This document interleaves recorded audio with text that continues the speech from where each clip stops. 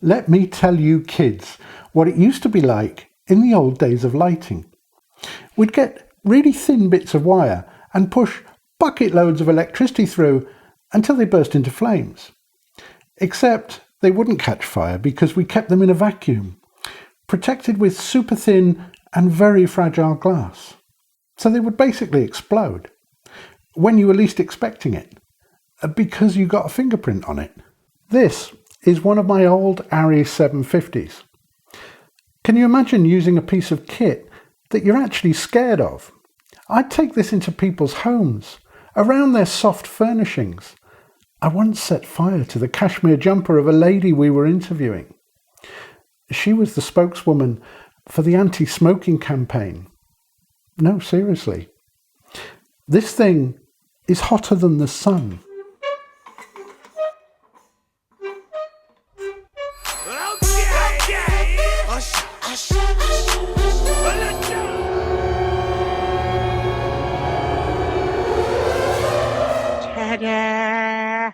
Obviously, we've all moved on to LED lighting now. And my go-to light for a while has been the KinoFlo Diva LED. It's the one we tested a couple of years ago, and I'll put a link to it up there. I love it, but sometimes even this is too much. I still get jobs where my clients want me to travel really light, as in, don't bring too many lights. Maybe we're working in a confined space, or more likely it's a quick trip on an aircraft and they don't want to pay excess baggage. So I've been looking around for some small, bi-colour, flexible LED panels. Ideally not too expensive, that I can throw on a plane and not get too precious about. I know there's quite a few to choose from. I've lost count of how many I've actually looked at, and if I'm honest, I've usually found them either very expensive or rubbish colour quality. For some years now, cheap LEDs just haven't been good enough.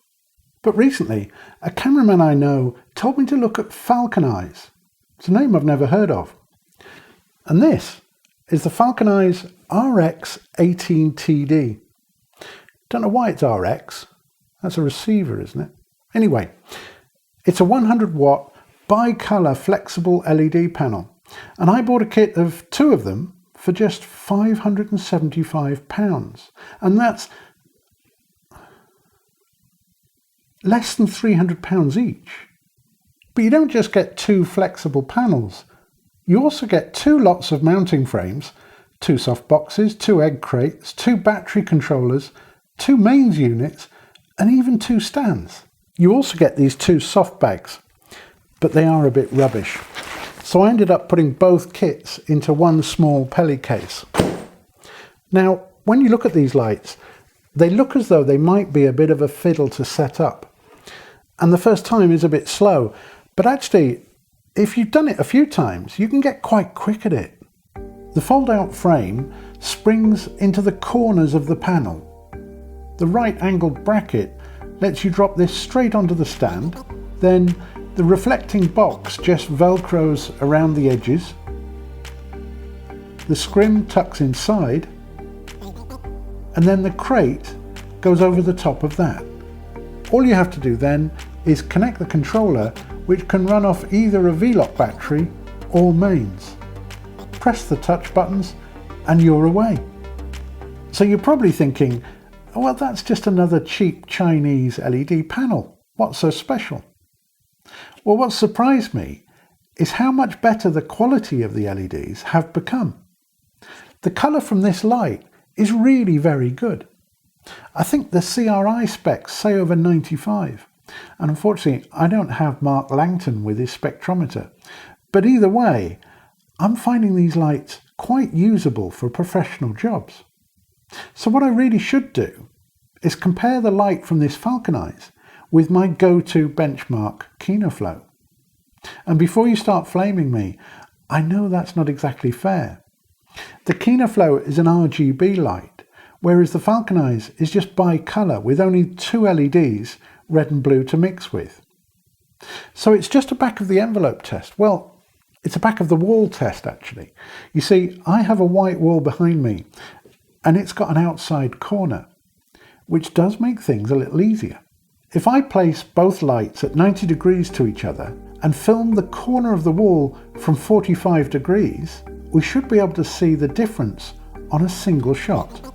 So here's the corner of the wall with the KinoFlo on the left and the FalconEyes on the right.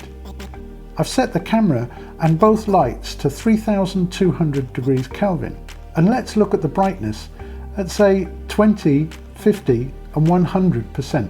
Well, amazingly, the colours from the FalconEyes look very close, maybe very slightly cooler, and strangely lighter at 20% but darker at 100%.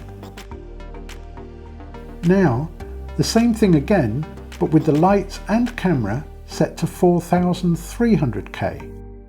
Remember, at this setting the FalconEyes will be using a mix of both warm and cool LEDs together.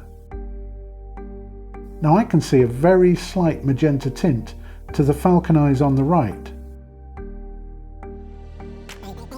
And finally, 5600K.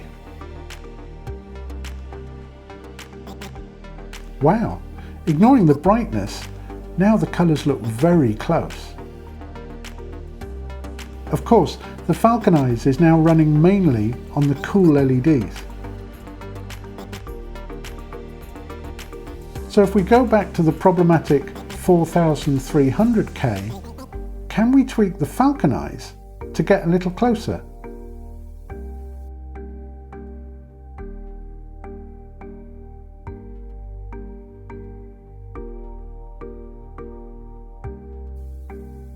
Well, yes, there's still a slight tint, but that's remarkably close at say 4700 and around 46%. So there you go.